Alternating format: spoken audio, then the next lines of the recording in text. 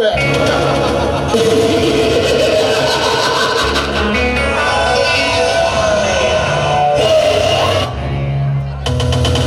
ಈ ಸರ್ಕಾರಕ್ಕೆ ಸಾಲ ಕೊಡುವ 1000 ಊರ ಹಳ್ಳಿಯ ಸರ್ದಾರನ ಮಾತಂದರೆ ಇಲ್ಲಿನ ಗರ್ಭಗುಡಿಯಲ್ಲಿ ದೇವರಿದ್ದಂತೆ.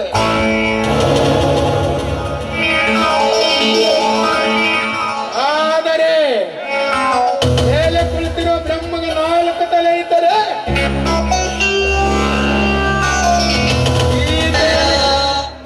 ಸೀತೆಯನ್ನು ಕೆಣಕುವ ರಾವಣನ 10 ತಲೆ.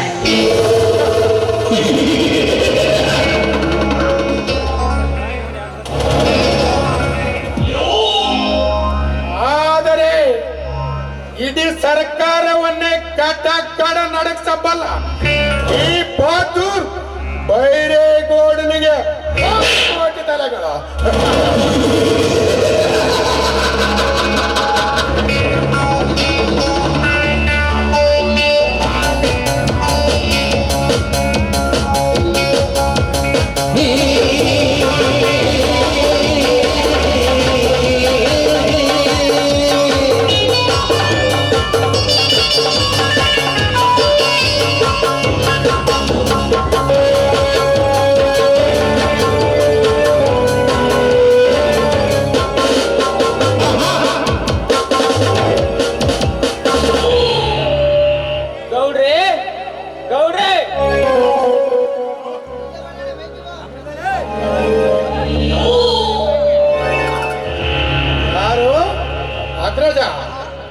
ಯಾಕೆ ಅಗ್ರಜ ಫ್ಯಾಕ್ಟ್ರಿಲಿಂದ ಬೇಗ ಬಂದಿರುವುದಾಯ್ತಲ್ಲ, ಏನಾದರೆ ಕೆಲಸವಿತ್ತ? ಹೌದು ಗೌಡ್ರೆ, ಒಂದು ಮಹತ್ವದ ವಿಷಯವನ್ನು ಮಾತನಾಡಬೇಕಾಗಿದೆ. ಅದಕ್ಕೋಸ್ಕರ ನಾನು ನಿಮ್ಮನ್ನು ಕಾಣಲು ಬಂದಿವೆ. ಏನು ಏನು ಮಾತನಾಡಿಸಿ ಅಗ್ರಜ? ಹೇಳು ಅಗ್ರಜ. ಸುತ್ತ ಹತ್ತೂರಿನ ಒಡೆಯನಾದ ನಿಮಗೆ ನಮ್ಮ ಸ್ಟೀಲ್ ಫ್ಯಾಕ್ಟರಿಯ ಕಂದಾಯ ಹಣ ಕಟ್ಟಿಲ್ಲವೆಂದು ನಮ್ಮ ಸ್ಟೀಲ್ ಫ್ಯಾಕ್ಟರಿಯನ್ನೇ ಸೀಜ್ ಮಾಡಲಿಕ್ಕೆ ನೋಟಿಸ್ ಕಳಿಸಿದ್ದಾನೆ ಆ ಕಂದಾಯ ಅಧಿಕಾರಿ.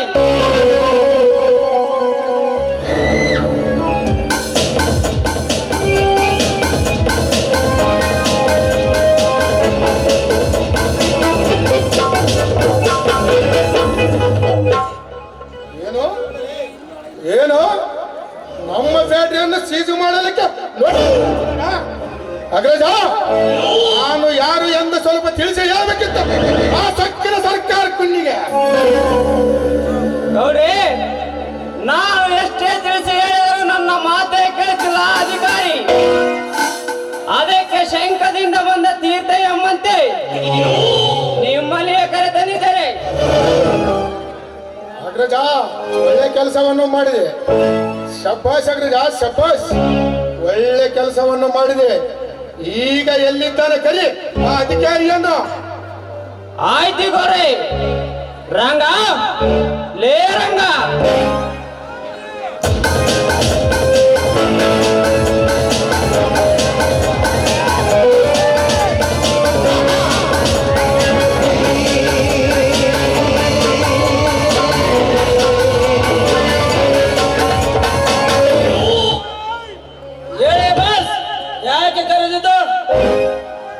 ಹೊರಗಡೆ ಒಬ್ಬ ಅಧಿಕಾರಿ ನಿಂತಿದ್ದಾನೆ, ಅವನನ್ನು ಕರೆದುಕೊಂಡು ಬಾ. ಆಯ್ತು ಬಾಸ್, ಈಗಲೇ ಅವನನ್ನು ಕರೆದುಕೊಂಡು ಬರುತ್ತೇನೆ.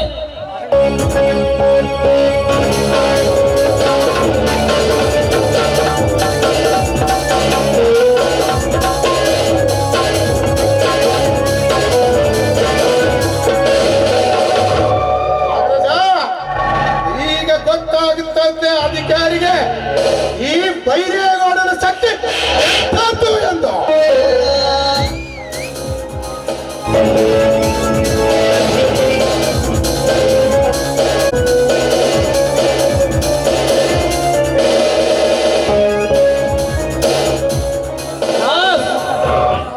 ನೀವು ಹೇಳಿದಾಗ ಇವರನ್ನು ಕರೆದುಕೊಂಡು ಬಂದಿದ್ದೇನೆ. ಅದು ಏನಂತ ನೀವೇ ವಿಚಾರಿಸಿ.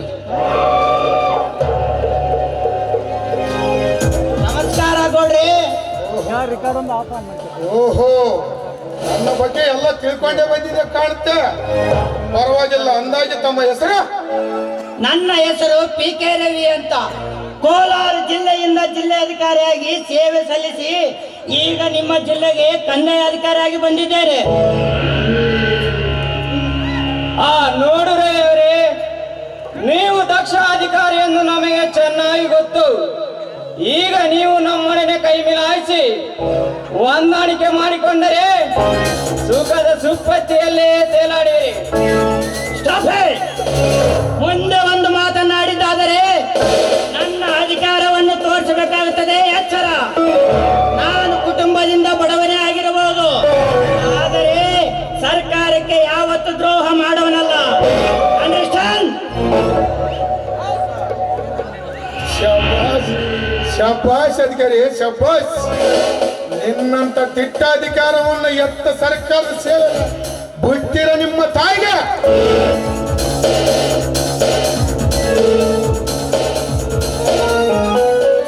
ನನ್ನದೊಂದು ಸಲಾಂ. ಆದರೆ ಅಸ್ತ್ರವಾಗಿಟ್ಟುಕೊಂಡ ಈ ಬೈರೇಗೌಡನ ಎದುರಾಕಿಕೊಂಡರು ಮುಂದೆ ತೊಂದರೆಯನ್ನು ಅನುಭವಿಸಬೇಕಾಗ್ತದೆ ಮಗನೇ.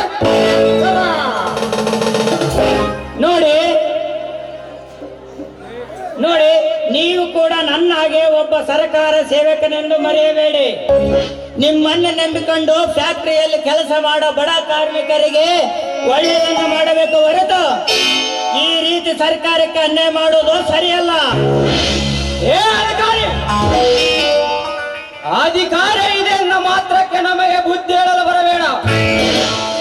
ನಿನ್ನಿಂದ ಬುದ್ಧಿ ಮೋದನೆ ಮಾಡಿಸಿಕೊಂಡು ಆ ಗೌತಮ ಬುದ್ಧನಾಗಲು ಅವಶ್ಯಕತೆ ನಮಗಿಲ್ಲ. ಸುಮ್ಮನೆ ಬಂದ ವಿಷಯದ ಬಗ್ಗೆ ಮಾತನಾಡಿ ಹೊರಟು ಹೋಗೋ ಇಲ್ಲಿಂದ. ನೋಡಿ ಸರ್, ನಾನೇನು ನಿಮ್ಮ ಜೊತೆ ವೈರುತ್ತು ಮಾಡಲಿಕ್ಕೆ ಬಂದಿಲ್ಲ. ಹಾಗಂತ ನೀವೇನು ನನ್ನ ಶತ್ರುಗಳೂ ಅಲ್ಲ. ನಾನು ನನ್ನ ಡ್ಯೂಟಿ ಮಾಡುತ್ತಿದ್ದೇನೆ. ನೋಡಿ ಸರ್, ಸುಮಾರು ವರ್ಷಗಳಿಂದ ನಿಮ್ಮ ಫ್ಯಾಕ್ಟರಿ ಕಂದ ಹಣವನ್ನು ಪಾವತಿಸಿಲ್ಲ. ಅದಕ್ಕೆ ಬಡ್ಡಿ ದರ ಸೇರಿ 40 ಕೋಟಿ ಆಗಿದೆ. ನೀವು 15 ದಿನದ ಒಳಗೆ ಹಣ ಕಟ್ಟದಿದ್ದರೆ ಕಾನೂನು ಪ್ರಕಾರ ನಿಮ್ಮ ಫ್ಯಾಕ್ಟರಿಯನ್ನು ಸೀಜ್ ಮಾಡಬೇಕಾಗುತ್ತದೆ. ಎಚ್ಚರ. ಹೊಚ್ಚ ಬಾಯ ಸರ್ಕಾರದ ನಾಯ. ಈ ಬೈರೇಗೌಡನ ಫ್ಯಾಕ್ಟ್ರಿ ಸೀಜ್ ಮಾಡಷ್ಟು ಸೊಕ್ಕು ಬಂದಿದೆ ನೋ ನಿನಗೆ. ಸುತ್ತ 10 ಹಳ್ಳಿ ಬಡ ಕಾರ್ಮಿಕರಿಗೆ ಹಾಕುವ ಈ ಬೈರೇಗೌಡನ ಫ್ಯಾಕ್ಟ್ರಿ ಮುಚ್ಚಚ್ಚು ಮುಂದೆ ಹೊರದಿದೆ. ಈ ಜಿಲ್ಲೆಯಿಂದ ಕಿಚ್ಚಿ ಹಾಕ್ಬೇಕಾಗುತ್ತದೆ ಮಗನ. ಎಚ್ಚರ. ಮಿಸ್ಟರ್ ಬೈರೇಗೌಡ, ಅಧಿಕಾರದಿಂದ ನಿಮ್ಮ ಅಪ್ಪನ ದೊಡ್ಡ ಅನ್ಕೊಂಡಿದ್ದೇನು? ಸುಮ್ಮನೆ ಬಂದೆ.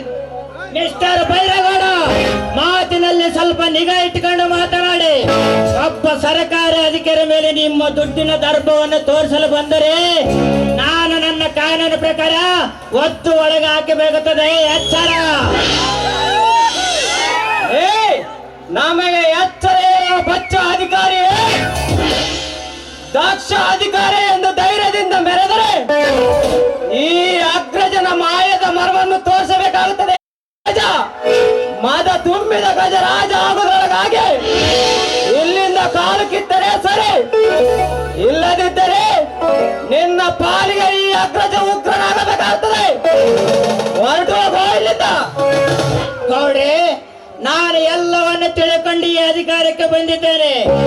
ಒಬ್ಬ ಬಡ ರೈತನ ಮನೆಯಲ್ಲಿ ಹುಟ್ಟಿ ಶ್ರದ್ಧೆಯಿಂದ IAS ಪಾಸ್ ಮಾಡಿ ನಮ್ಮ ಭಾರತ ಸೇವೆಯನ್ನು ಮಾಡಲು ಪಣತೊಟ್ಟಿ ನಿಂತಿದ್ದೇನೆ. ಬೇಕಾದರೆ ಈ ನನ್ನ ಪ್ರಾಣವನ್ನು ಕೊಡುತ್ತೇನೆ ವಿನ ನೀವು ಕೊಡುವ ಲಂಚಕ್ಕೆ ನಾನೆಂದಿಗೂ ಕೈ ಚಾಚಲಾರೆ. ಇದು ನನ್ನ ಸಿದ್ಧಾಂತ. ಬರುತ್ತೇನೆ. Good bye.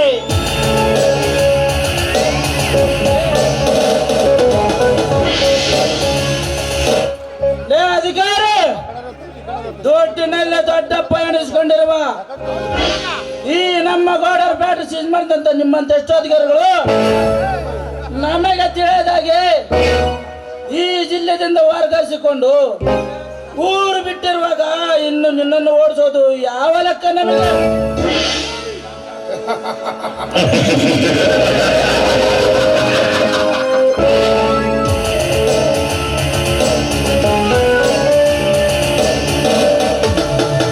ಸಿದ್ಧಾಂತ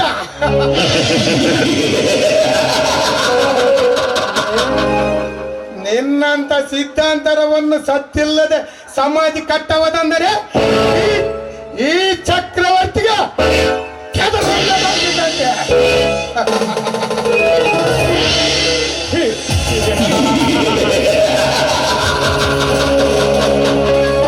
ನೋಡ್ರಿ, ಕೋಟಿ ಸೂರ್ಯರ ಶಾಖ ಸೋಕಿದರು ಕರಗದ ಈ ಅಗ್ರಜ ನಿಮ್ಮ ಮನೆಯಿರುವಾಗ ಸುಮ್ಮನೆ ನೀವೇಕೆ ಅವನ ಬಗ್ಗೆ ತಲೆ ಕೆಡಿಸಿಕೊಳ್ಳಿರಿ?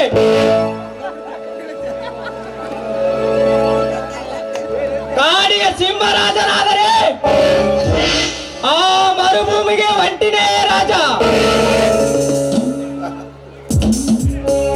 ಸಮುದ್ರದಲ್ಲಿ ತಿಮಿಂಗಲ ರಾಜನಾದರೆ ಈ ಕಲಿಯಕ್ಕೆ ಈ ಅಗ್ರಜನ ರಾಜನೆಂದು ಯಾವತ್ತಿಗೂ ಮೆರಬೇಡಿ. ಆಗ್ರಜ, ಹಿಂದೆ ನಮ್ಮ ಮಂತ್ರಿ ಧರ್ಮಯ್ಯರಿಗೆ ಫೋನ್ ಮಾಡಿ ವಿಷಯವನ್ನು ತಿಳಿಸು. ನಂತರ ಏನ್ ಮಾಡ್ಬೇಕೆಂಬುದು ನಾನು ಹೇಳ್ತೀನಿ. ಓಕೆ ಓಕೆ ಗೌಡ್ರಿ, ಇವತ್ತು ಸಂಜೆನ ಮಂತ್ರಿಗಳಿಗೆ ಫೋನ್ ಮಾಡಿ ವಿಷಯವನ್ನು ತಿಳಿಸುತ್ತೇನೆ.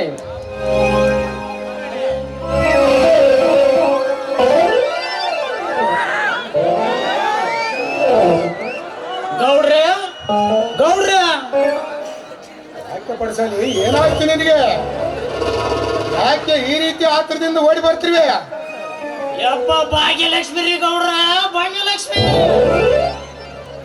ಏನು ಭಾಗ್ಯಲಕ್ಷ್ಮಿ? ಅದೇನಂತ ಬಾಯ್ ಬಿಟ್ಟು ಹೇಳು ವಿವೇಕ. ಅದರಿ ಗೌಡ್ರ, ಆ ನಮ್ಮ ದಿಡ್ಡಿ ಹೊಲ್ದಾಗ ಆಳು ಬಾವಿ ಮಾಡೋ ತೆಗಕಂತ ಬೆಟ್ಟಪ್ಪನ ಕಳ್ಸಿದ್ರಲ್ರಿ. ಆ ಬೆಟ್ಟಪ್ಪ ಬಾವಿ ಮಾಡೋ ತೆಗೆ ಹೊತ್ತಿನಾಗ ಒಂದ್ ದೊಡ್ಡ ನಿಧಿ ಸಿಕ್ಕತ್ರಿ ಗೌಡ್ರ.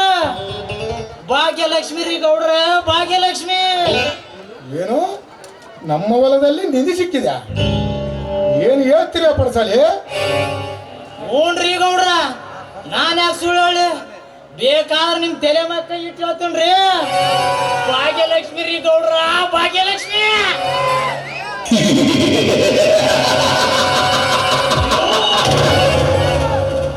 ಎಂತ ಸಂತೋಷ ಸುದ್ದಿ ತಂದಿರುವ ಪಡಿಸಲಿ. ಈ ಕೋಟಿ ಬೈರೇಗೌಡನ ಪಾಲಿಗ ಆ ಚಿನ್ನದ ಬೇಟೆ ಬಲಿಗೆ ಬಿದ್ದಂತಾಯ್ತು. ನಡೀರಿ ಎಲ್ಲಾರು ಈಗಲೇ ಹೊಲಕ್ಕನ್ನು ಹೋಗೋಣ. ಹೊಲಕ್ಕೆ ಯಾಕೆ ಹೋಗಿರಿ ಗೌಡ್ರ? ಅಲ್ಲೇನೈತೆ ಗಂಟೆ. ಈ ಸುದ್ದಿ ನಿಮಗೆ ಗೊತ್ತಾಗಬಾರ್ದಂತ ಹೇಳಿ ಆ ಬೆಟ್ಟಪ್ಪ ಸಿಕ್ಕ ನಿಧಿನೆಲ್ಲ ಸರ್ಕಾರಕ್ಕೆ ಒಪ್ಪಿಸಕೊಂಡಿದ್ದ. ನಾನು ಸುಮ್ಮನೆ ಬಿಡ್ತೀನನ್ರಿ ಮಗ. ವಿಷಯ ಗೊತ್ತಾಗಿ ಗಂಡ ಹೆಂಡ್ತಿನ ಒದ್ದು ಹೇಳ್ಕೊಂಡ್ ಬಂದೇನ್ರಿ. ಏನು ಸಿಕ್ಕ ನಿಧಿಯನ್ನು ಸರ್ಕಾರಕ್ಕೆ ಒಪ್ಪಿಸಲು ಹೊಟ್ಟಿದ್ದಾನ? ಸರ್ಕಾರವೆಂದರೆ ನಮ್ಮ ದಣಿ, ನಮ್ಮ ದಣಿ ಅಂದರೆ ಸರ್ಕಾರ ಎಂದು ಈಗ ನಾನು ತಿಳಿಸುತ್ತೇನೆ. ರಂಗ, ಲೇ ರಂಗ,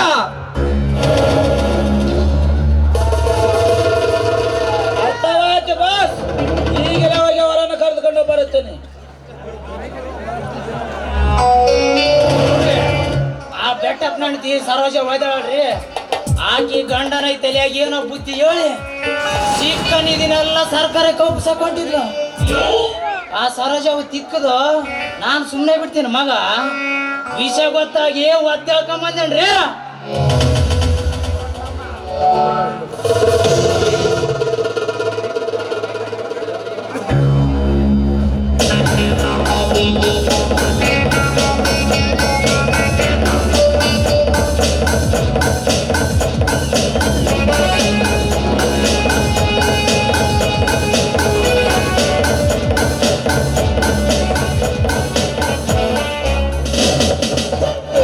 ನೋಡ್ರಿ, ನೀವು ಹೇಳಿದಾಗ ಇವರನ್ನ ಕರೆ ತಂದಿದ್ದೇನೆ. ಅದು ಏನಂತ ನೀವೇ ವಿಚಾರಿಸಿ.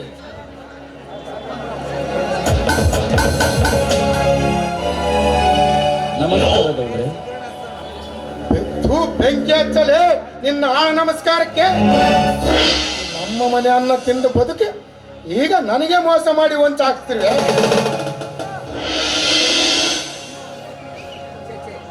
ಚೇಚಿ, ಹಾಗೇನಿಲ್ಲ ಗೌಡ್ರಿ.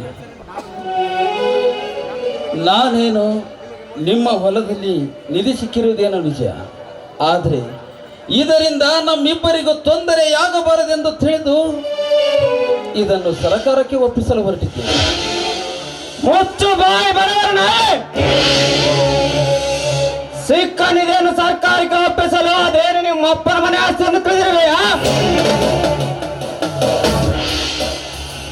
ಸುಮ್ಮನೆ ಅದನ್ನು ಒಪ್ಪಿಸಿ ಹೊರಟು ಹೋಗೋ ಇಲ್ಲಿಂದ.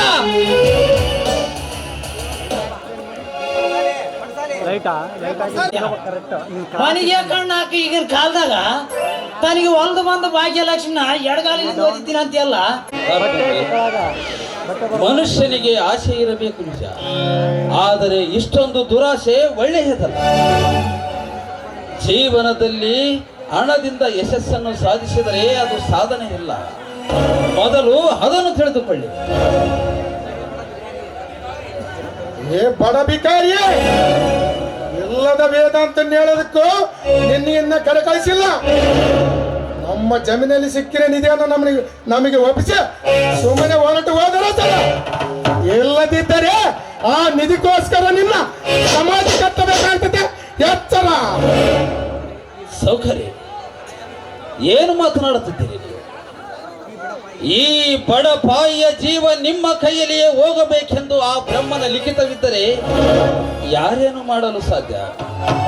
ಆದ್ರೆ ಒಂದು ಮಾತು ಮಾತ್ರ ನೆನಪಿಟ್ಟುಕೊಳ್ಳಿ ಸೌಕರ್ಯ, ಲಿಖಿತವನ್ನು ಆಗ ಗೊತ್ತಾಗುತ್ತದೆ ಈ ಅಗ್ರಜನ ಅಗ್ನಿಪತಾಕಿ ಅಂತದ್ದು ಎಂದು. ನೋಡ್ತಮ್ಮ, ಇದು ಎಲ್ಲಿ ಸಿಕ್ಕತ್ತೆ? ನಮ್ ಗೌಡ್ರು ಅಂದ್ರೆ ಸಿಕ್ಕತ್ತೆ. ಆದ್ದರಿಂದ ಇದು ಸರ್ಕಾರ ಪಾಲು ಹೇಗೆ ಹಾಕತ್ಲೇ ತಮ್ಮ? ಇದು ನಮ್ಮ ಗೌಡ್ರಿಗೆ ಸೇರ್ಬೇಕಾದ ಪಾಲು ತಿಳ್ಕ. ಕಾರ್ಕೊಂಡ್ರಿ, ಈ ಜೀವ ಹೋದ ಮೇಲೆ ದೇಹ ಅಗ್ನಿಯ ಪಾಲು, ಬಟ್ಟೆ ಬರೆಗಳೆಲ್ಲ ಅಗಸನ ಪಾಲು, ಈ ಜೀವ ಯಮರಾಜನ ಪಾಲು ಅಂದಾಗ ಇದು ನಮ್ಮದು ಇದು ನಿಮ್ಮದು ಎಂದು ಏಕೆ ಪಾಲು ಮಾಡಿಕೊಳ್ಳುತ್ತೀವಿ ಸರ್? ನೋಡಿ, ನಿಮಗೆ ಕೈ ಮುಗಿದು ಕೇಳಿಕೊಳ್ಳುತ್ತೇನೆ, ಈ ನಿಧಿಯ ಸಾವಾಸ ಬಿಟ್ಟು ಬಿಡಿ ಸೌಕರ್ಯ, ಬಿಟ್ಟು ಬಿಡಿ.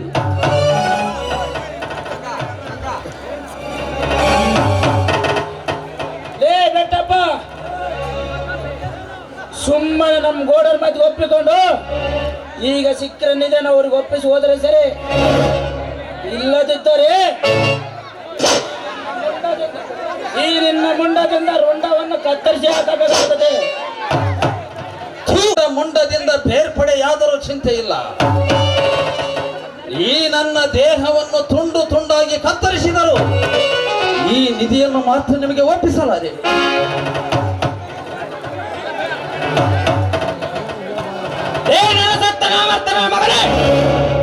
ನಾವು ಎಷ್ಟು ತಿಳಿಸಿ ಹೇಳಿದ್ರೆ ಮತ್ತೆ ಅದೇ ಹರಿಕತೆ ಹೇಳಿ. ಈ ಅಗ್ರಜನ ತಾಳ್ಮೆಯನ್ನು ಪರೀಕ್ಷಿಸಬೇಡ. ಒಮ್ಮೆ ಅಗ್ರಜ ತಾಳ್ಮೆಯನ್ನು ಕಳೆದುಕೊಂಡರೆ ಸಾಕು. ನೀನು ಕಣ್ಣು ಮುಚ್ಚಿ ಬಿಡುವಷ್ಟರಲ್ಲಿ ನಿನ್ನ ಪ್ರಾಣ ಪಕ್ಷಿ ಹಾರಿ ಹೋಗುತ್ತದೆ ಗಗನಕ್ಕೇರಿ. ಬೇಡಿಗೌಡ್ರೆ, ದಯವಿಟ್ಟು ಏನು ಮಾಡ್ಬೇಡಿ. ನೀವು ಸರೋಜ, ನೀನ್ ಯಾಕೆ ಅವರ ಹತ್ರ ಈ ರೀತಿ ಯಾಕೆ ಬೇಡಿಕೊಳ್ಳುತ್ತೀರ? ನೋಡು ಸರೋಜ, ನೀನೇನು ಇದರ ಬಗ್ಗೆ ಚಿಂತಿಸಬೇಡ. ನೀನು ಸುಮ್ಮನೆ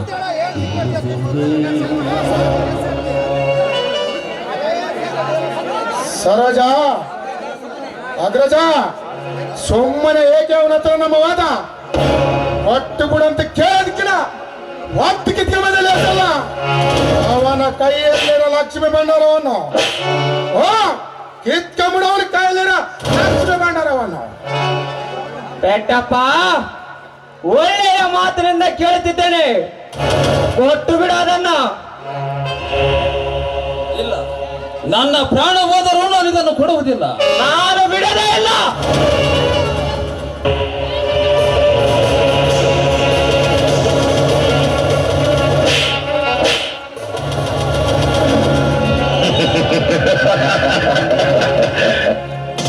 ಸೌಕರ್ಯ, ದಯವಿಟ್ಟು ಆ ನಿಧಿಯನ್ನು ನಮಗೆ ಒಪ್ಪಿಸಿಬಿಡಿ ಸೌಕರ್ಯ.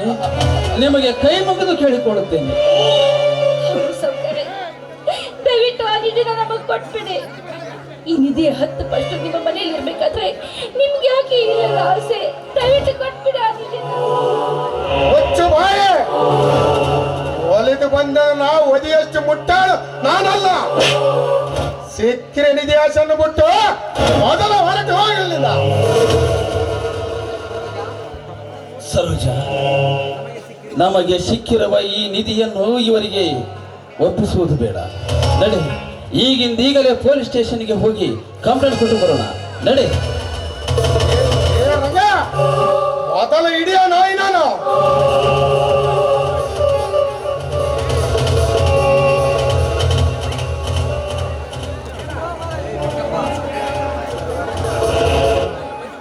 ಏ ಬಡ ಬಿಕಾರಿಯೇ, ನಮ್ಮ ಮನೆ ಅನ್ನ ತಿಂದು ಬದುಕ್ತಿರ ನಾಯಿ ನೀನು.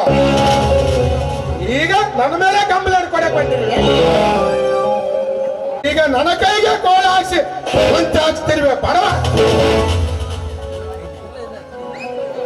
ಅಗ್ರಜ,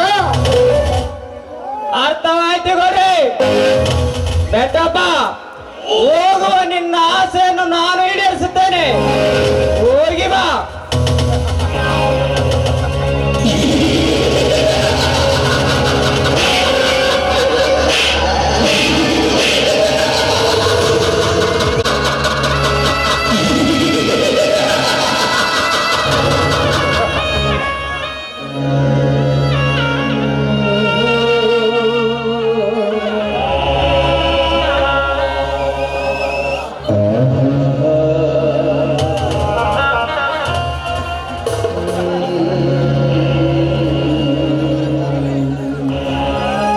ಪಾಪಿಗಳ ಹಣದ ಆಶೆಗಾಗಿ ನನ್ನ ಪ್ರಾಣವನ್ನೇ ತೆಗೆದು ಬಿಟ್ರ. ಸರೋಜ, ಸರೋಜ, ನಿಮ್ಗೇನು ಆಗೋದಿಲ್ಲ. ನಿಮ್ಮನ್ನ ಸಾಯೋದಕ್ಕೆ ನಾನ್ ಬಿಡೋದಿಲ್ಲ. ಅಯ್ಯೋ ಪಾಪಿಗಳ, ಕೊನೆಗೂ ನನ್ನ ಗಂಡನ ಪ್ರಾಣವನ್ನ ಹೊಡೆದ್ಬಿಟ್ರಲ್ಲೋ. ಇಲ್ಲ, ಆ ದೇವರು ನಿಮ್ಮನ್ನ ಯಾವ ಕಾಲಕ್ಕೂ ಒಳ್ಳೇದ್ ಮಾಡೋದಿಲ್ಲ. ದಯವಿಟ್ಟು ನಮ್ಮನ್ನ ಬಿಟ್ಬಿಡಿ ಗೌಡ್ರೆ.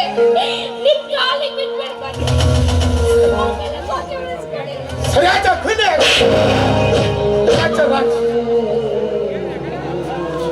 ಸರೋಜ, ಹೇ ಮನುಷ್ಯತ್ವ ಇಲ್ಲದ ಮೃಗಗಳ, ತುಂಬು ಗರ್ಭಿಣಿಯ ಮೇಲೆ ಕೈ ಮಾಡುತ್ತಿರುವಿರೆಯಲ್ಲ, ನಾಚಿಕೆಯಾಗುವುದಿಲ್ಲವೇ ನಿಮಗೆ?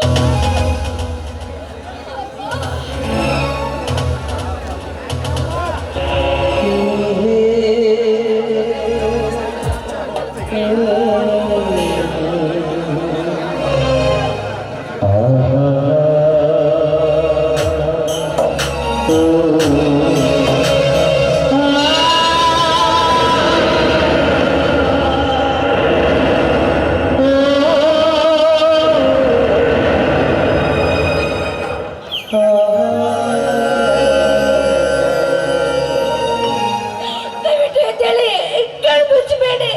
ದಯವಿಟ್ಟು ನನ್ನನ್ನ ಬಿಟ್ಟು ಹೋಗ್ಬೇಡಿ ಅಂದ್ರೆ. ನಿಮ್ಮನ್ನ ಬಿಟ್ಟರೆ ಈ ಭೂಮಿ ಮೇಲೆ ನನಗೆ ಅಂತ ಯಾರಿದ್ದಾರೆ? ಅಪ್ಪ ಇಲ್ಲ, ಅಪ್ಪ ಇಲ್ಲ. ನನ್ನ ಒಂಟಿಯಾಗಿ ಹೋಗ್ಬೇಡಿ. ದಯವಿಟ್ಟು ಬಿಟ್ಬಿಡಿ.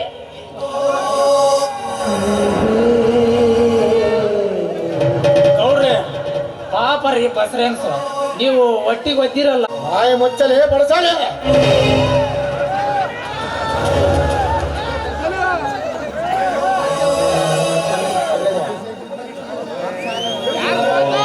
ಅಗ್ರಜ,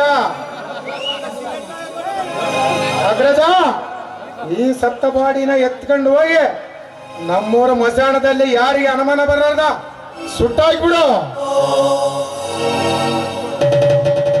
ಆಯ್ತು ಗೋರಿ. ರಂಗ, ಎತ್ತಿಕೊಳ್ಳಿ ಸತ್ತ ಬಾಡಿಯನ್ನು. ಆಜ್ ಬಾಸ್.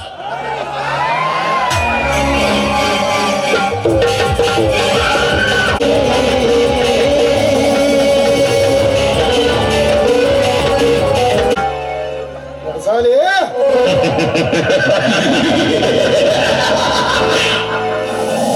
ಹೇಗಿದೆ ಈ ಬಾತೂರ್ ಬೈರೇಗೋಳನ ಬ್ರಹ್ಮಾಸ್ತ್ರ? ಇನ್ನು ಮುಂದೆ ಆ ಕೋಲಾರದಲ್ಲಿನ ಚಿನ್ನದ ಗಣಿ ಈ ಬೈರೇಗೌಡನ ಅರಮನೆಯಲ್ಲಿದೆ ಅಂತ ತಿಳಿದುಕೋ.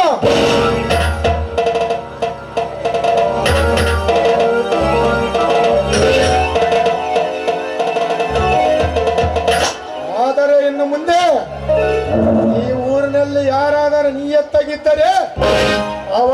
ಸಮಾಧಿ ಒಂದು ವೇಳೆ ನಿಯತ್ತನ್ನು ಕಳೆದುಕೊಂಡರೆ ಅವರ ಸಮಾಧಿ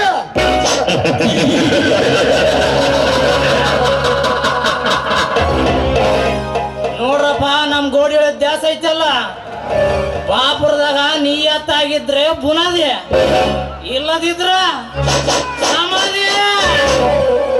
ಹಂಗೆ ಆಗ್ಲಿ ನಡ್ರಿ ಗೌಡ್ರ, ಮತ್ತೆ ಹೋಗೋಣ.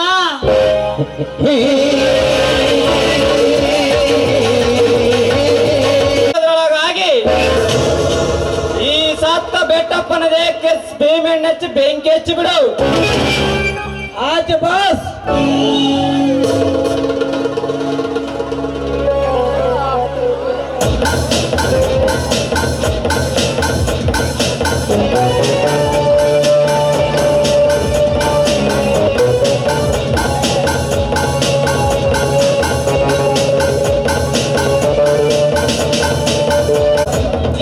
ನನ್ನ ಶವ ಕೊಟ್ಬಿಡಿ, ಅವ್ರಿಗೇನು ಮಾಡ್ಬೇಡಿ. ಅಂದರೆ ಈ ಶ್ವಾಸ ಸತ್ತ ನಿನ್ನ ಗಂಡನ ಜೊತೆ ಬರುತ್ತೇನೆ ಅಂತ ಹೇಳ್ತೀವಿ. ಬೆಟ್ಟುಗಳು ನಿನ್ನ ಕಟ್ಟು ಕಲಿಸಿದ ಕಥೆಯನ್ನು ರಂಗ ಮುಂದುವರಿಸಿ ನಿನ್ನ ಕಾರ್ಯವನ್ನು.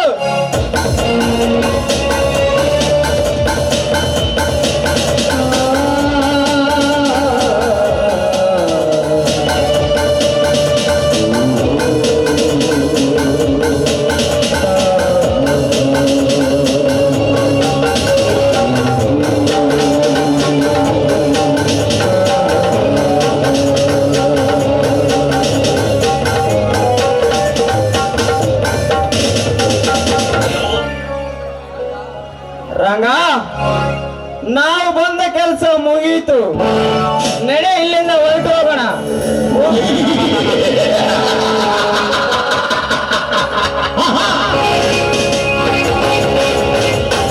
ಅಯ್ಯೋ ಪಾಪಿಗಳ, ಹೋಗೋಣ ನಡೆಯಲ್ಲ ಬಾಸ್. ಕೊನೆಗೂ ನನ್ನ ಗಂಡನ ಶವಕ್ಕೆ ಬೆಂಕಿ ಹಚ್ಚಬೇಕು. ನಾನು ಏನ್ ಪಾಪ ಮಾಡಿದೆ ಅಂತ ನನಗೆ ಇಂಥ ಶಿಕ್ಷೆ ಕೊಟ್ಟಿದ್ದಾಯಿ. ನನ್ನ ಗಂಡನ ಸಾವಿಗೆ ನಾನೇ ಕಾರಣ ಆಗ್ಬಿಟ್ಟೆ. ಹೌದು, ನನ್ನ ಗಂಡನ ಸಾವಿಗೆ ನಾನೇ ಕಾರಣ. ನಾನು ಮಾಡಿದ ಪಾಪಕ್ಕೆ ತಕ್ಕ ಪ್ರಾಯಶ್ಚಿತ್ತವಾಗಲೇಬೇಕು. ನನ್ನ ಗಂಡನ ಬೆಂಕಿಯಲ್ಲಿ ಬಿದ್ದು ನಾನು ಸಾಯಲೇಬೇಕು. ನಾನು ಸಾಯಲೇಬೇಕು.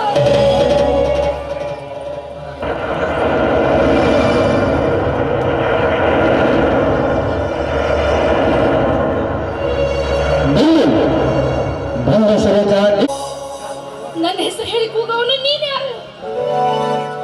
ನಾನು ನಿನ್ನೊಳಗಿರುವ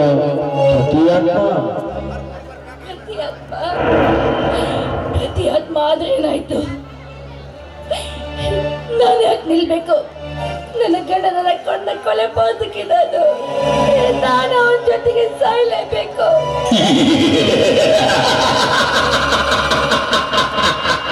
ಅಯ್ಯೋ ಹುಚ್ಚಿ, ಸಾವಿಗೆ ಸಾವೇ ಪರಿಹಾರವನ್ನು ತಿಳಿದಿರುವೆಯಾ? ನೀನು ಮಾಡಿದ ತಪ್ಪಿಗಾಗಿ ನಿನ್ನ ಹೊಟ್ಟೆಯಲ್ಲಿರುವ ನಿನ್ನ ಪುಟ್ಟ ಕಥನಿಗೆ ಏಕೆ ಶಿಕ್ಷೆ ಕೊಡುತ್ತಿರುವೆ? ಈಗ ನೀನು ಮಾಡುವುದು ತಪ್ಪಲ್ವೇ? ಹೌದು, ನಾನು ಮಾಡ್ತಾ ಇರೋ ತಪ್ಪು. ಈ ಮುಕ್ತ ಕಣ್ಣಿಗೆ ನಾನು ಯಾಕೆ ಶಿಕ್ಷೆ ಕೊಡ್ಬೇಕು? ಹಾಗಾದ್ರೆ ನಾನು ಏನ್ ಮಾಡ್ಬೇಕು ಹೇಳು?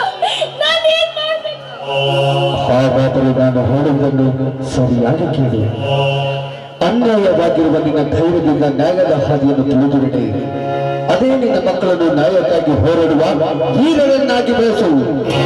ನಿನಗೆ ಅನ್ಯಾಯ ಮಾಡಿದವರಿಗೆ ನೀ ಹೆತ್ತ ಮಕ್ಕಳ ಮೇಲೆ ಅವರಿಗೆ ಸರಿಯಾದ ಶಿಕ್ಷೆ ಕೊಡಿಸಿ ನಿನ್ನ ಗಂಡನ ಆತ್ಮಕ್ಕೆ ಶಾಂತಿಗೊಳಿಸು. ನಿನಗೆ ಶುಭವಾಗಲಿ. ಹೋಗು, ಹೋಗು. ನನ್ನ ಮಕ್ಕಳನ್ನ ಸಿಂಧೂರ ಲಕ್ಷ್ಮಣ, ಸಂಗೊಳ್ಳಿ ರಾಯಣ್ಣನ ಹಾಗೆ ನೀಚ ಗೌಡ, ಅನ್ಯಾಯವಾಗಿ ಸುಮ್ಮನೆ ಇರುವ ನನ್ನ ಮಗನ ಒತ್ತು ಅವನನ್ನ ಕೆರಳಿಸಿ ಬಿಟ್ಟೆಲ್ಲ. ನಿನ್ನಂತ ಘಟ ಸರ್ಪವನ್ನ ಮಟ್ಟ ಹಾಕಲು ಗರ್ಭದಲ್ಲಿ ಗರ್ಜಿಸಿದ ಗರ್ವ ನನ್ನ ಮಗ. ಗರ್ಭದಲ್ಲಿ ಗರ್ಜಿಸಿದ ಗರ್ವ ನನ್ನ ಮಗ. ನನ್ನ ಮಗ ಹುಟ್ಟಿ ಬಂದೆ ಬರ್ತಾನೆ. ಅಮ್ಮ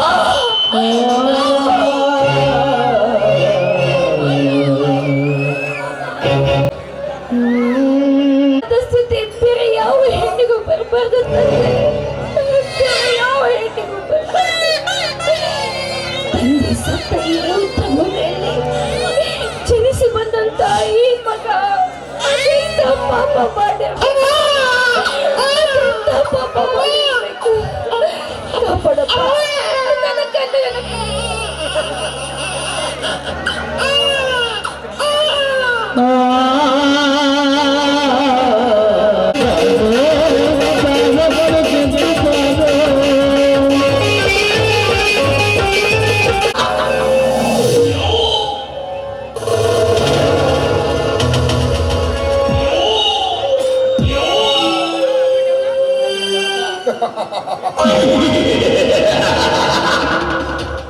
ನನಗೆ ವೈರಿಯಾಗಿರೋ ಬೆಟ್ಟಪ್ಪನನ್ನು ಯಮಲೋಕಕ್ಕೆ ಕಳಿಸಿದಂತಾಯ್ತು.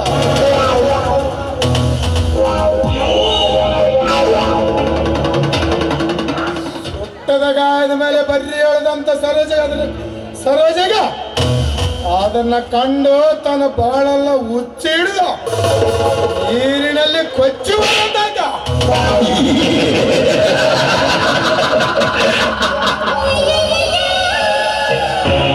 ಸರೋಜ, ಕಾಮೆರಿದ ನಿನ್ನ ಬಾಳನಲ್ಲಿ ಬಿರುಗಾಳನ್ನು ಎಬ್ಬಿಸ. ನನಗೆ ವೈರಿಯಾಗಿ ನಿಂತಿರುವ ನಿನಗೆ ಕ್ಷಣಕ್ಕೂ ಚಿತ್ರಾಂಜನ ಕೊಟ್ಟು ನಿನ್ನ ಶೀಲವನ್ನ ಸೌದ.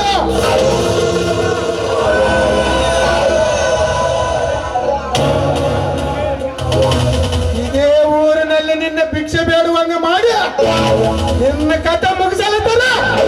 ನಾನು ಕಥಾಮ್ರ ವಂಶದಲ್ಲಿ ಬಿಟ್ಟಿರೋ ಕಂಠಿರವನೇ ಅಲ್ಲ.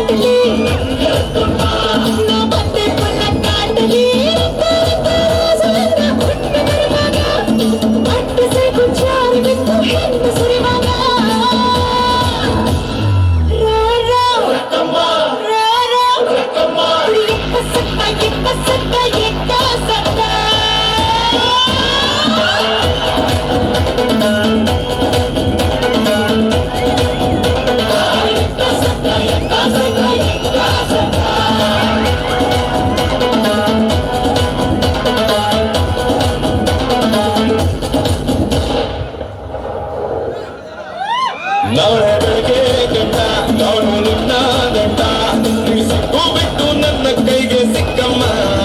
ಅತ್ತ ಇತ್ತ ಹೊಂಟ ಐನಾದಿ ಸೊಂಟ ನೋಡು ಮಂದಿಗೆಲ್ಲ 3 ಬಾಟ್ಲಿ ಕಿಕ್ಕಮ್ಮ.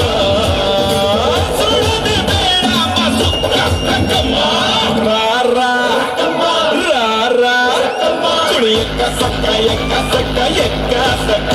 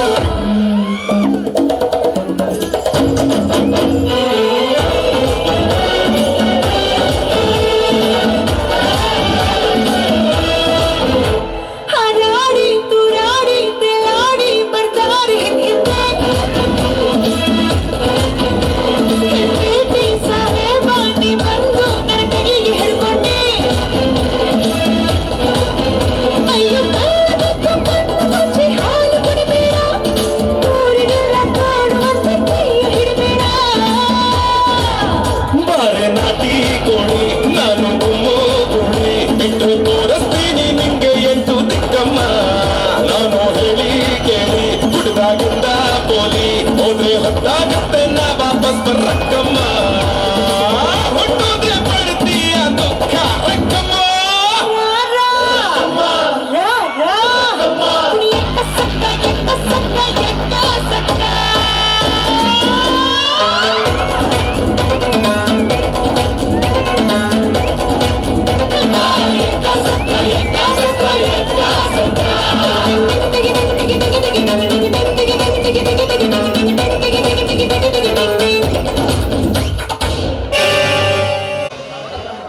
ತಾಯಿ ಬನಶಂಕರಿ, ಯಾಕಪ್ಪ ನಾನು ಏನು ತಪ್ಪು ಮಾಡಿದೆ ಅಂತ ನನಗೆ ಇಂತಹ ಶಿಕ್ಷೆ ಕೊಡ್ತಾ ಇದೆಯಾ ತಾಯಿ? ಗಂಡನನ್ನು ಕಳೆದುಕೊಂಡ ನನಗೆ ನನ್ನ ಮಕ್ಕಳೇ ಸರ್ವಸ್ವ. ಆ ನನ್ನ ಮಕ್ಕಳಿಗೆ ಯಾವುದೇ ರೀತಿ ತೊಂದರೆ ಆಗದಂತೆ ಕೈ ಹಿಡಿದು ಕಾಪಾಡೋ ಹೊಣೆ ನಿನ್ನನ್ನು ಕೊಡಿದೆಯಪ್ಪ. ಅವರು ಯಾವಾಗಲೂ ನಗು ನಗುತ್ತಾ ಸಂತೋಷದಂತೆ ಇರುವಂತೆ ಆಶೀರ್ವದಿಸು ತಾಯಿ, ಆಶೀರ್ವದಿಸು.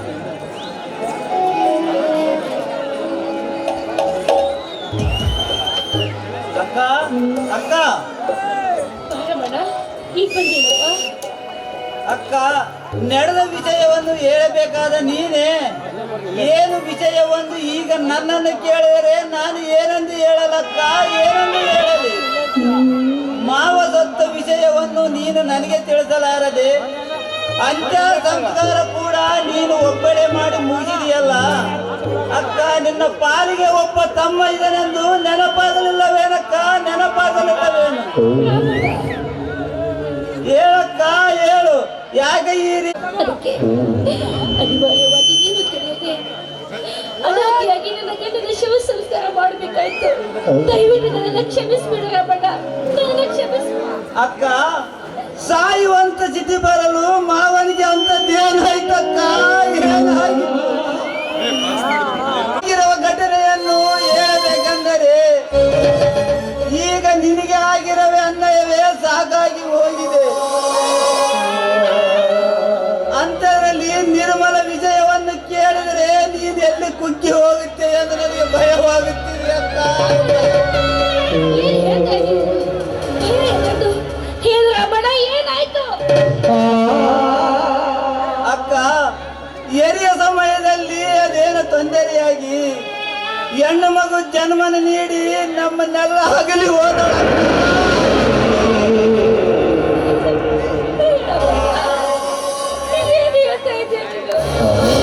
ನಮ್ಮ ನಿರ್ಬಲ ಅನ್ಯಾಯ ಇದ್ದೇ ಇರ್ತದೆ. ಸಾವನ್ನ ಗೆಲ್ಲುವ ಶಕ್ತಿ ನಮ್ಮಂತವರಿದ್ರೆ ನಾವ್ಯಾಕಪ್ಪ ಈ ನರಕದಲ್ಲಿ ಮನುಷ್ಯರಾಗಿ ಹುಡ್ತಾ ಇದ್ವಿ, ಸ್ವರ್ಗದಲ್ಲಿ ದೇವರಾಗಿರ್ತಾ ಇದ್ವಿ.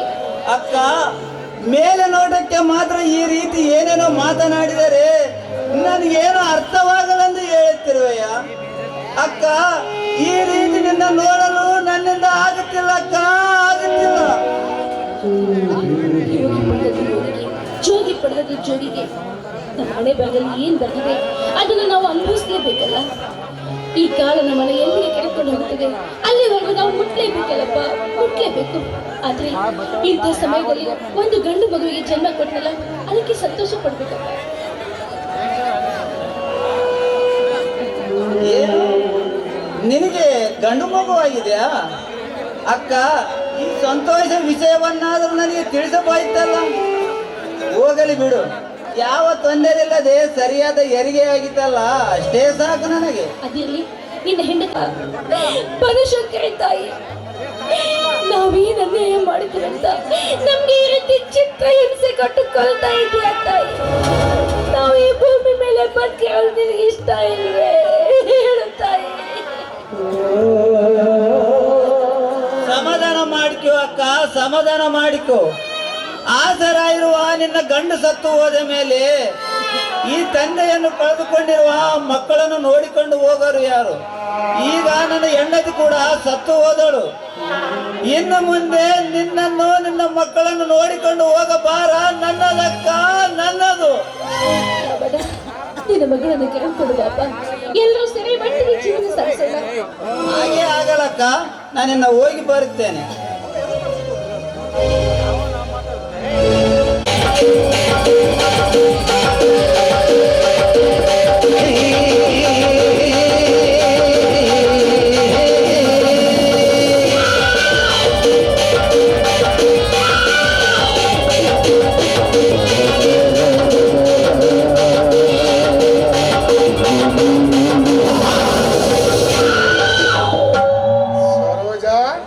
ಸರೋಜ,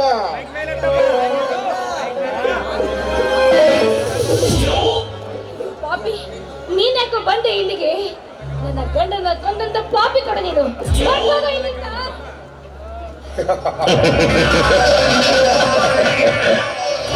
ಹೊರಟು ಹೋಗಲು ಬಂದಿಲ್ಲ ಸರೋಜ. ನಿನ್ನ ಗಂಡ ಮಾಡಿದ ಸಾಲವನ್ನು ಕೇಳೋದಕ್ಕೆ ಬಂದಿರುವೆ. ಸಾಲ ಸಾಲ ಸಾಲ, ತಾವೆಷ್ಟೇ ದುಡಿದರು ನೀವು ಇನ್ನ ಸಾಲ ನನ್ನ ಗಂಡನ ಸಮಾಧಿ ಜೊತೆಗೆ ಸಮಾಧಿ ಆಗ ಹೋಯ್ತು. ನನ್ನ ಗಂಡನ ಕೊಲೆ ಮಾಡಿದಂತೆ ಮತ್ತೆ ಸಾಲ ಕೇಳೋದಕ್ಕೆ ಬಂದಿದ್ದಿಲ್ಲ. ನಾಚಿಕೆ ಆಗಲ್ವೇನೋ ಈ ನಿನ್ನ ಹೇಸಿ ಜನ್ಮಕ್ಕೆ?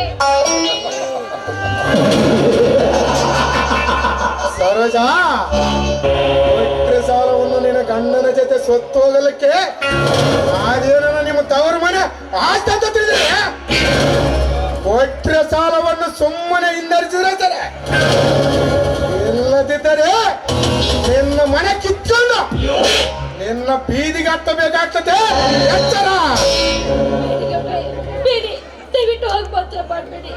ಗಂಡನನ್ನ ಕಳೆದುಕೊಂಡು ಅನಾಥಿ ಆದ ನನಗೆ ಉಳಿದಿರೋದು ಇದೊಂದು ಮನೆ ಆಶ್ರಯ ಮಾತ್ರ.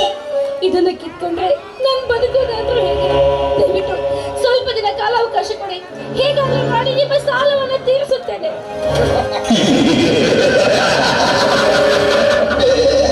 ಸರೋಜ, ಈಗ ನಿನಗೆ ಬಂದಿರೋ ಪರಿಸ್ಥಿತಿಯನ್ನು ನೋಡಿದ್ರೆ ನನ್ನ ಕರಳ ಕಿತ್ತಿ ಬಂದಂತ ಆಗ್ತೆ.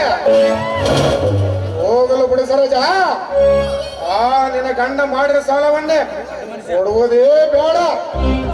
ನಿಮ್ಮ ಸಾಲವನ್ನು ನಾನು ವೆಚ್ಚ ಮಾಡ್ತೇನೆ. ಆದರೆ ಏನು ಗೌಡ್ರೆ? ಬಹಳ ದಿನಗಳಿಂದ ಕಾಡುತ್ತಿರುವ ನನ್ನ ಆಸಂಬ ಕಾಮದ ಕಕ್ಕಂಟ ಒಂದೇ ಒಂದು ಸಾಲ. ನೀನು ನನ್ನವಳಾದರೆ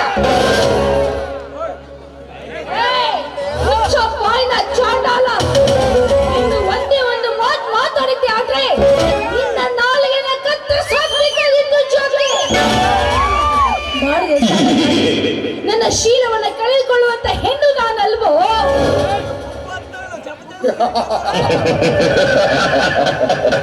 ಸರೋಜ, ಮಾಗಿದ ಹಣ್ಣು ತಿನ್ನಲಿಕ್ಕೆ ಮಾಲೀಕನೇ ಇಲ್ಲ ಅಂದ ಮೇಲೆ ಆ ಹಣ್ಣು ಕೆಟ್ಟು ಕೊಳೆತು ಹೋಗುತ್ತೆ ಸರೋಜ.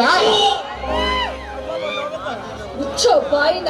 ಆ ಹಣ್ಣು ಕೆಡುವ ಮೊದಲು ಹಸಿವಾದವರಿಗೆನ್ನ ಕೊಟ್ಟ ಅವರ ಹಸಿವನ್ನು ತೀರ್ತ ಕೊಟ್ಟವರಿಗೆ ತೃಪ್ತನ್ನು ಸಿಗುತ್ತೆ. ಏನಂತೀಯ? ಇದು ಮಾಗಿದ ಹಣ್ಣು ಅಂತ ತಿಳ್ಕೊಬೇಡು. ಇದು ಸರ್ಪ ಕಚ್ಚಿದ ಹಣ್ಣು. ಈ ಹಣ್ಣನ್ನ ತಿಂದೇ ತಿಗುತ್ತಿನಂತ ಮುಂದೆ ಬಂದಿದ್ದೆ ಆದ್ರೆ ರಕ್ತಕಾರಿ ಸಾಹಿತ್ಯ. ಎಚ್ಚರಿಕೆ, ಎಚ್ಚರ. ಈ ಗಂಡು ಗರಡನಿಗೆ ಎಚ್ಚರ. ಅಂತ ಇಸ ತುಂಬಿದ ಘಟ ಸರಪವನ್ನು ಅರ್ಧ ತಿನ್ನುವ ಈ ಗಂಡು ಗರಡನಿಗೆ ಎಚ್ಚರ ಹೇಳಿದ್ರೆ ಹುಚ್ಚೆ ಅಂದೆ. ಇಲ್ಲದಾರಿ ಕತೆ ಬಿಟ್ಟು ಸುಮ್ಮನೆ ನನ್ನವಾದರೂ ಸರಿ. ಇಲ್ಲದಿದ್ದರೆ ಬಲವಂತವಾಗಿ ಕೊಕ್ಕಿ ಕೊಕ್ಕಿ ತಿನ್ನಬೇಕಾಗ್ತದೆ. ಎಚ್ಚರ. ಪಾಪಿ, ಕುಕ್ಕಿ ತಿನ್ನೋದಕ್ಕೆ ಇದೇನು ಹಕ್ಕಿ ಮರೆ ಅಂತ ತಿಳ್ಕೊಂಡಿದೇನು?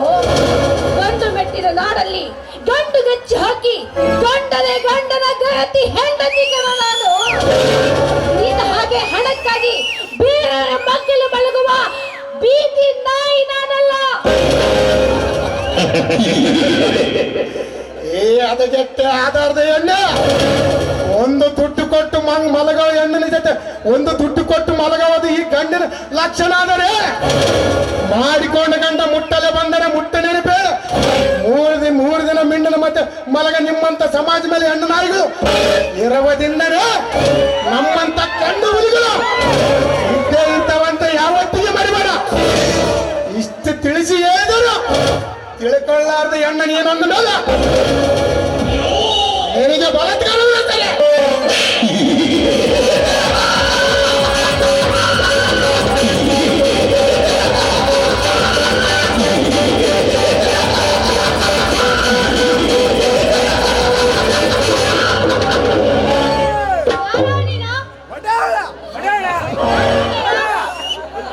ನಮ್ಮಮ್ಮನ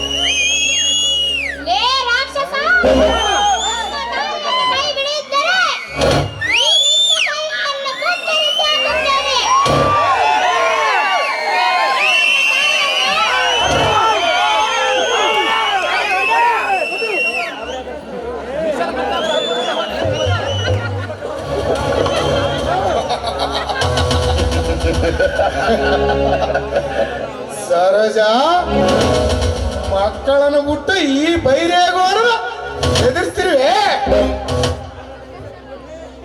ಸರೋಜಾ.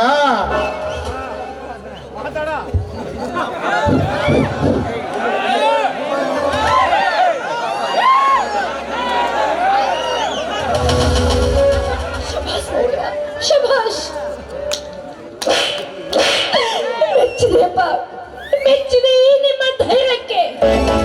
ಏ ಗೌಡ, ಈ ಮಾತಾಡೋ ಕೇಳಿದಂತೆ ಈ ಸಿಂಹದ ಮರಿಗಳ ಮುಂದೆ ಈಗ ಕಾರ್ಕೋಣಿನ ಗೌಡಿಗೆ ಕಂಡಷ್ಟಕ್ಕೆ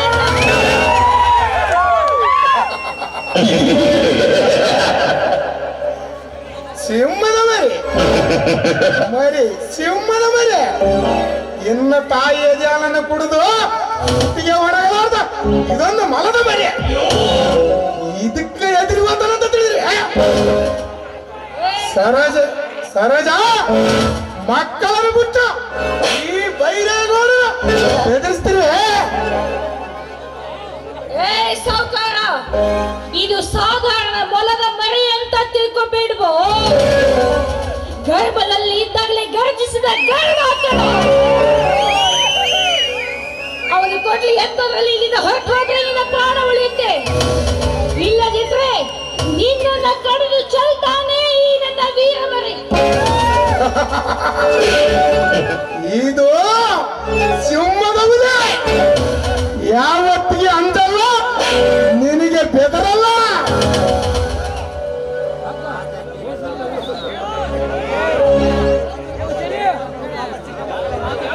ಪಾಪ ಚಿಕ್ಕ ಮಕ್ಕಳಂತ ತಿಳಿದು ಇದೊಂದು ಸಾರಿ ಮರಳಿ ಹೋಗುತ್ತದೆ. ಆದರೆ ಮುಂದೊಂದಿನ ಗಾಳಿ ಬಿಟ್ಟಾಗ ಊರಿಕೊಳ್ತೀರ.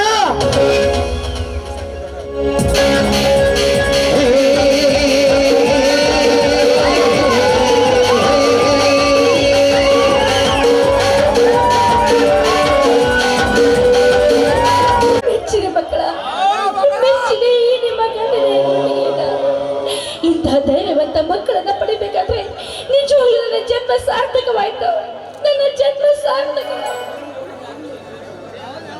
ಅಮ್ಮ, ಯಾಕಮ್ಮ ನಿನ್ನನ್ನು ಕಂಡ ಈ ಜನರು ನಿನಗೇಕೆ ಈ ರೀತಿ ವರ್ತಿಸುತ್ತಿದ್ದಾರೆ? ಅಂತಹ ತಪ್ಪು ನೀನೇನು ಮಾಡಿದ್ದೀಯ? ಹೇಳಮ್ಮ, ಹೇಳು. ಇಲ್ಲ, ಈ ಸಮಾಜದಲ್ಲಿ ತಾಳಿ ಇಲ್ಲದೆ ಇರುವ ನನ್ನಂತ ಹೆಣ್ಣಿಗೆ ಇದಷ್ಟೇ ಅಲ್ಲಪ್ಪ, ಇಲ್ಲದೆ ಇರುವ ಪ್ರತಿಯೊಂದು ಹೆಣ್ಣುಗಳಿಗೂ ಕೂಡ ಇಂಥ ಕಾಮುಕ ನಾಯಿಗಳು ಇದೇ ರೀತಿ ಕಾಟ ಕೊಡ್ತಾರಪ್ಪ. ಏನು ಹೇಳ್ತಿರ್ವಿ?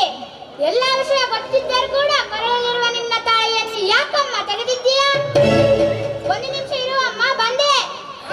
ಶುಕ್ರಕ್ಕ, ಯಾಕಪ್ಪ ಎಲ್ಲಿ ಹೋಗ್ತಾ ಇದೀಯಾ ಮಗ?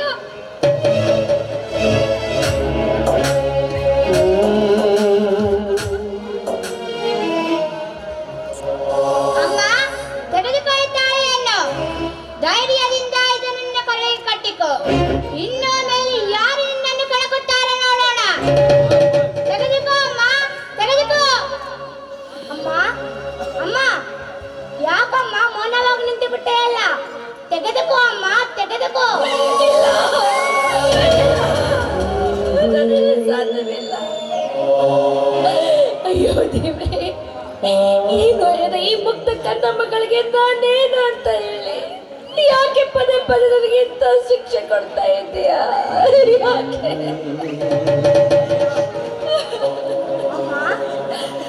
ಯಾಕಮ್ಮ ಅಳುತ್ತಿರುವಿ? ಅಮ್ಮ, ನಾವೇನಾದರೂ ತಪ್ಪು ಮಾಡಿದ್ದೇವಾ? ಹೇಳಮ್ಮ, ಹೇಳು.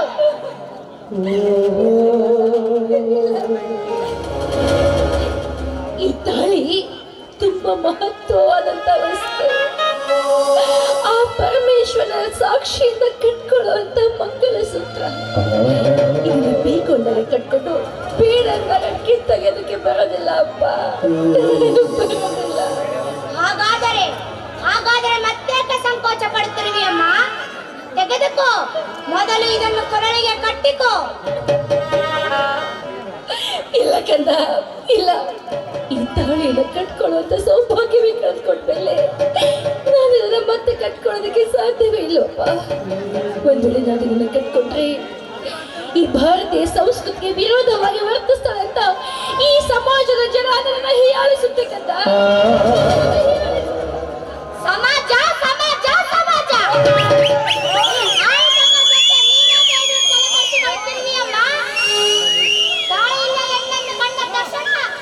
ಕೆಟ್ಟ ಕಣ್ಣಿಂದ ನೋಡುವ ಇಂಥ ನೀತಿಗಟ್ಟ ಸಮಾಜಕ್ಕೆ ನೀನೇ ಕೆದರುತ್ತಿರುವಿ ಅಮ್ಮ. ಏನೇ ಆಗಲಿ ಈ ಸಮಾಜದ ಜನ ಕೇಕೆ ಹಾಕಿನವಲಿ ನೀನು ಯಾವಲಕ್ಕೂ ತಲೆ ಕೆಡಿಸಿಕೊಳ್ಳಬೇಡಮ್ಮ. ತಗೋಳಮ್ಮ, ತೆಗೆದುಕೋ ಅಮ್ಮ. ಈ ಸಮಾಜದ ಜನ ಬಿದ್ದರೆ ಜುಟ್ಟಿ ಹಿಡಿಯುತ್ತಾರೆ, ಎದ್ದರೆ ಕಾಲು ಹಿಡಿಯುತ್ತಾರಮ್ಮ.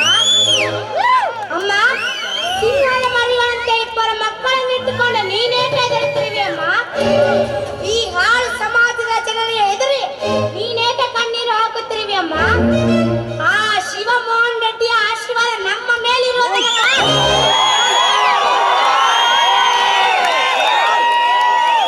ತಗೊಳ್ಳಮ್ಮ, ತೆಗೆದುಕೋ. ಈ ತಾಳಿನ ನಾನು ಖಂಡಿತವಾಗ್ಲೂ ಕಟ್ಕೊತೀನಿ. ಆದ್ರೆ ನೀವು ನನ್ನನ್ನು ಮಾತಾಡಿಸ್ಕೊಡ್ತೀನಿ ಅಂತ ಹೇಳಿದ್ರೆ ಮಾತ್ರ ಇದನ್ನ ಪುನಃ ಕಟ್ಕೊಂಡು ಹೇಳಮ್ಮ, ಅದ್ಯಾವ ಮಾತು? ಹೇಳಮ್ಮ, ಹೇಳು. ಖಂಡಿತವಾಗಿ ನಿನ್ನ ಮಾತನ್ನು ನಾವು ನೆರವೇರಿಸಿಕೊಡುತ್ತೇವೆ. ಇದು ನಿನ್ನ ಪಾದದ ಮೇಲಾಣೆ.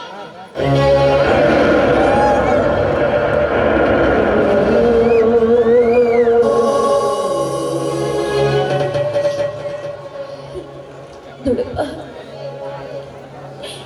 ಈ ಜೀವನದಲ್ಲಿ ಎಂಥ ಕಷ್ಟಗಳು ಬಂದರೂ ಕೂಡ ಎದುರಿಸುವ ಶಕ್ತಿ ನನಗಿದೆ. ಆದರೆ ಈ ತಾಳಿಯನ್ನು ನನ್ನ ಕತ್ತಿನಿಂದ ಕಿತ್ತಿದ ಆ ಗೋಮುಖ ವ್ಯಾಕರಣ ನೀವಿಬ್ಬರು ಮುಂಡದಿಂದ ಚಳಿ ಮಾಡಬೇಕು. ಅದಾಗಲೇ ಈ ತಾಳಿನ ಪುನಃ ನಾನು ಕಟ್ಕೊತೀನಿ. ಅವರಾಗಂತ ನಿಮ್ಮನ್ನು ನಾನು ತಿಳಿಸಿದ ಮೇಲೆ ಖಂಡಿತವಾಗ್ಲೂ ನೀವು ಅವಳನ್ನ ಕೊಲೆ ಮಾಡಬೇಕು. ಅಮ್ಮ, ಇನ್ನೇಕೆ ತಡ ಮಾಡುತ್ತಿರುವೆ? ಹೇಳಮ್ಮ, ಹೇಳು. ಹೇಳಮ್ಮ, ಬೇಗ ಹೇಳು. ನಿನ್ನ ತಾಯಿಯನ್ನು ತೆಗೆಸಿದ ಆ ಕಷ್ಟ ಕಿರುಬ ಯಾರೆಂದು ಹೇಳಮ್ಮ, ಬೇಗ ಹೇಳು. ಶಭಾಷ್ ಮಕ್ಕಳ, ಮೆಚ್ಚಿದೆ ಮೆಚ್ಚಿದೆ. ಈ ನಿಮ್ಮ ಗಂಡಿದೆ ಗುಂಡಿಗೆಯಿಂದ ಕದ ಆ ವಿಷಯ ನಾನು ಈಗಲೇ ನಿಮ್ಗೆ ಹೇಳ್ಬೋದಾಗಿತ್ತು. ಆದ್ರೆ ಮದ ತುಂಬಿದ ಮದ್ದಾನೆಯನ್ನ ಕೊಲ್ಲಲು ಆಡು ಮರಿಗಳನ್ನ ಕಳಿಸಿದಂತೆ ನಿಮ್ಮನ್ನ ಕಳಿಸ್ಬಿಟ್ರೆ ಆ ಆನೆ ನಿಮ್ಮನ್ನ ತುಳಿದು ಸಾಯಿಸ್ಬಿಡುತ್ತೆ. ನೀವು ಮೊದಲು ಬೆಳೆದು ದೊಡ್ಡವರಾಗಬೇಕು, ಆಮೇಲೆ ಮಲಗಿಸಿ ಬಿಡಿ ಆ ಮದ ತುಂಬಿದ ಮದ್ದಾನೆ. ಅಲ್ಲಿಯವರೆಗೂ ನೀವು ನಾನು ಹೇಳದಂತೆ ಕೇಳಬೇಕು. ಈ ನನ್ನ ಮಾತನ್ನು ನಡೆಸ್ಕೊಡ್ತೀನಿ ಅಂತ ನನಗೆ ಆಣೆ ಮಾಡಿ ಹೇಳಿ. ಆಯ್ತಮ್ಮ, ಖಂಡಿತವಾಗಿ ನಿನ್ನ ಆಸೆಯನ್ನು ನಾವು ಈಡೇರಿಸಿಕೊಡುತ್ತೇವೆ. ಇದು ನಿನ್ನ ಮೇಲಾಣೆ. ಮತ್ತು ಆ ಶಿವಮೋಹನ್ ರೆಡ್ಡಿ ಮೇಲಾಣೆ.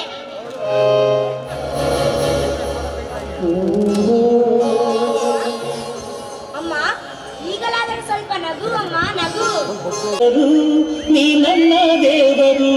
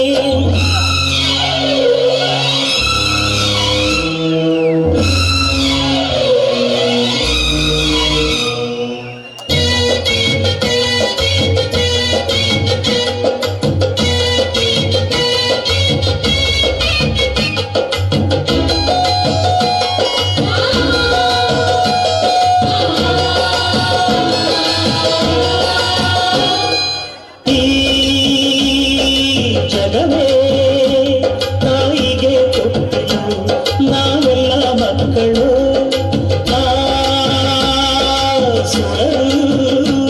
ತಾಯಿಗೆ ದಾಸರು ಮಾತಿಗೆ ತಪ್ಪರು ಸತ್ಯಕ್ಕೆ ಸಾಕ್ಷಿ ಸುಳ್ಳಿಗೆ ಶೂರ ತಾಯಾಳೆ ತಾಯಾಳೆ ಅಮ್ಮ ಊರೇನೇ ಆದರು ಈ ನನ್ನ ದೇವರು ಜಗತ್ತೇ ಕೋಟಿ ದೇವರು ನೀ ನನ್ನ ದೇವರು ನಾಲ್ಕು ದೊಡ್ಡದು ಮಣ್ಣಿನ ಋಣ ಕಾಣಕು ದೊಡ್ಡ